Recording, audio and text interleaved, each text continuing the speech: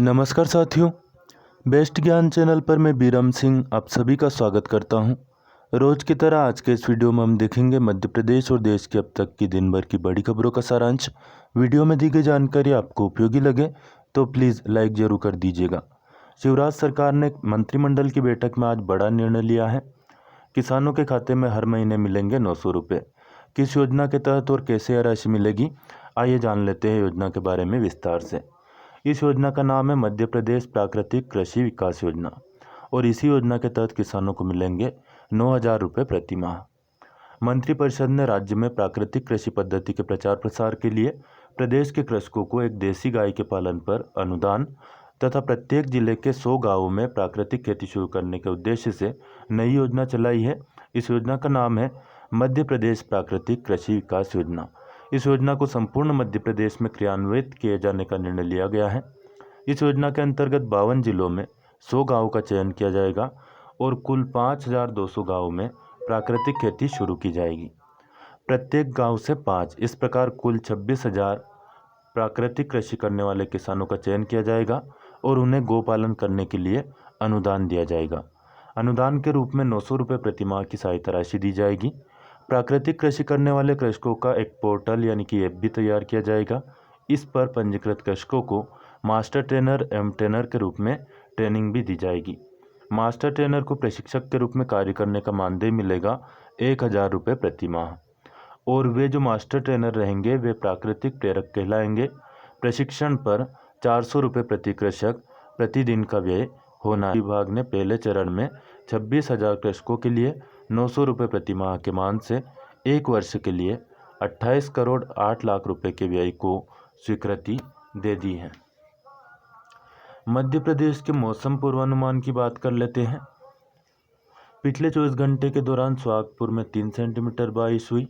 महाद्वानी, बजाग, गुना, हनुमाना और ब्योहारी में 1-1 सेंटीमीटर की मामूली बारिश रिकॉर्ड की गई। 3 अगस्त 2022 की सुबह तक आगामी 24 घंटे के दौरान शहडोल, जबलपुर, नर्मदापुरम और ग्वालियर संभाग के जिलों में कुछ स्थानों पर यानी कि 25 से 50% स्थानों पर गरज चमक के साथ बौछारें गिरने का अनुमान है। वहीं रीवा, सागर, भोपाल, इंदौर, चंबल और उज्जैन संभाग के जिलों में कहीं कहीं पर बौछारें गिर सकती है। गरज चमक के साथ बिजली चमकने और गिरने की संभावना जिन संभागों में है वे संभाग आते हैं रीवा, शहडोल, ग्वालियर और चंबल संभाग। और इन संभाग में आने वाले जिले हैं रीवा, सीधी, सिंगरौली, सतना, शहडोल, उमरिया, अनूपपुर, ग्वालियर, गुना, शिवपुरी, अशोकनगर और दतिया, भिंड, मुरैना और श्योपुर। इसके अलावा छिंदवाड़ा और बैतूल जिलों में भी कहीं कहीं पर बिजली चमकने या गिरने की संभावना है, इसलिए सावधानी बरतें। खासतौर पर इलेक्ट्रॉनिक और बिजली के उपकरणों को उस समय उपयोग करने से बचें। केंद्रीय संचार मंत्री अश्विनी वैष्णव ने कहा है कि 5वीं पीढ़ी की 5G दूरसंचार सेवाएं इस साल अक्टूबर तक शुरू किए जाने की संभावना है। नई दिल्ली में वैष्णव ने कहा कि पिछले महीने की 26 तारीख को शुरू हुई 5G तरंगों की नीलामी के दौरान 1.5 लाख करोड़ रुपए से अधिक की राशि प्राप्त हुई है। बोलियां प्राप्त हुई है तो अक्टूबर में 5G सेवा शुरू हो सकती है। हालांकि 5G फोन पहले ही बाजार में आ चुके हैं। मुख्यमंत्री उद्यम क्रांति योजना में जारी आदेश के अनुसार मुख्यमंत्री उद्यम क्रांति योजना में अब आयु को बढ़ा दिया गया है, 45 वर्ष कर दिया गया है और न्यूनतम शैक्षणिक योग्यता को घटाकर 8वीं कर दिया गया है। पहले मुख्यमंत्री उद्यम क्रांति योजना में आवेदक की जो शैक्षणिक योग्यता है वह 10वीं पास थी और अधिकतम आयु सीमा थी 40 वर्ष। तो आयु 5 साल बढ़ाई गई है और योग्यता में भी 10वीं से 8वीं कर दिया गया है।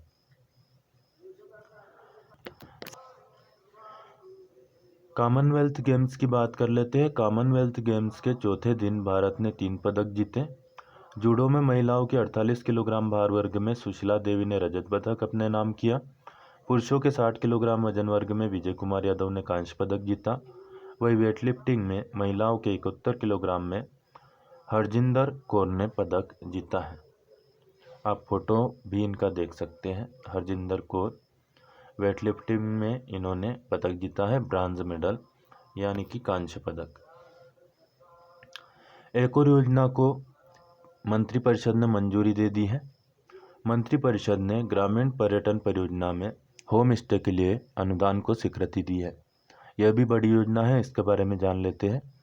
मंत्रिपरिषद ने पर्यटन विभाग की ग्रामीण पर्यटन परियोजना के अंतर्गत चयनित ग्राम में होम स्टे निर्माण या उन्नयन के लिए अनुदान की स्वीकृति दी है। स्वीकृति के अनुसार हितग्राही को नवीन होम स्टे की निर्माण लागत का 40% अनुदान अधिकतम 2 लाख रुपये और होम स्टे उन्नयन के लिए लागत का 40% अनुदान अधिकतम 1,20,000 रुपये देय होगा, जो भी इसमें कम हो। अनुदान 2 किस्तों में देय होगा। ग्रामीण पर्यटन के अंतर्गत स्थापित होम स्टे को मध्य प्रदेश टूरिज्म बोर्ड द्वारा संचालित 4 योजनाओं में से नियमानुसार संबंधित योजना में पंजीयन कराना होगा।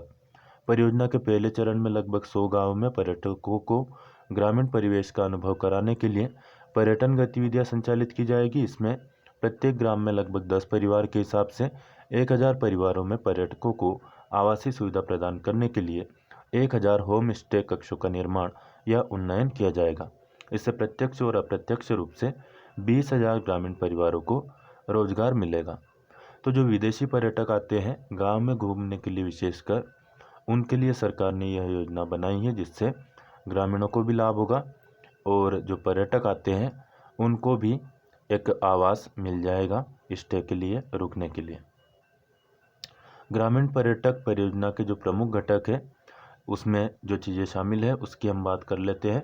तो ठहरने की उत्तम व्यवस्था, स्थानीय भोजन, कला, हस्तकला, लोक संगीत और नृत्य, स्थानीय खेलकूद और कौशल उन्नयन से संबंधित जो गतिविधियां हैं आप इसमें करवा सकते हैं और इस योजना का लाभ ले सकते हैं। 4 अगस्त 2022 तक आप आवेदन कर सकते हैं सब्सिडी के लिए। राष्ट्रीय खाद्य सुरक्षा मिशन के अंतर्गत sprinkler set, pipeline set, pump set, diesel विद्युत समस्त जिलों में आवेदन हो रहे हैं, तो आप जल्द से जल्द आवेदन कर सकते हैं। डॉक्यूमेंट इसमें लगेगा आधार कार्ड और मोबाइल नंबर, तो ज़्यादा विशेष डॉक्यूमेंट भी नहीं लगने हैं।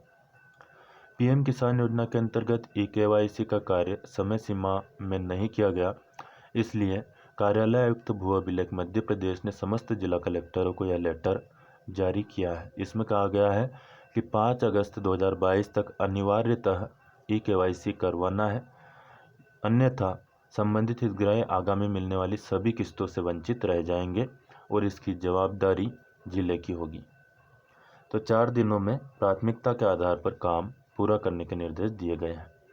साथियों, डेली न्यूज़, करंट अफेयर्स, सरकारी योजना और नौकरी की जानकारी के लिए इस चैनल को आपने अभी तक सब्सक्राइब न किया हो, यानी कि सदस्यता न ली हो, तो ले लीजिए, एकदम मुफ्त है, कोई नया पैसा आपकी जेब से नहीं जाएगा, निश्चिंत रहें। वीडियो में दी गई जानकारी आपको उपयोगी लगे तो लाइक जरूर कर दें और अन्य दोस्तों को भी शेयर करें जो भी आपसे जुड़े हो फेसबुक, व्हाट्सएप या टेलीग्राम ग्रुप के जरिए। आपके प्रश्न या सुझाव कमेंट में लिखें। मुख्यमंत्री संबल योजना 2 के आवेदन भी हो रहे हैं।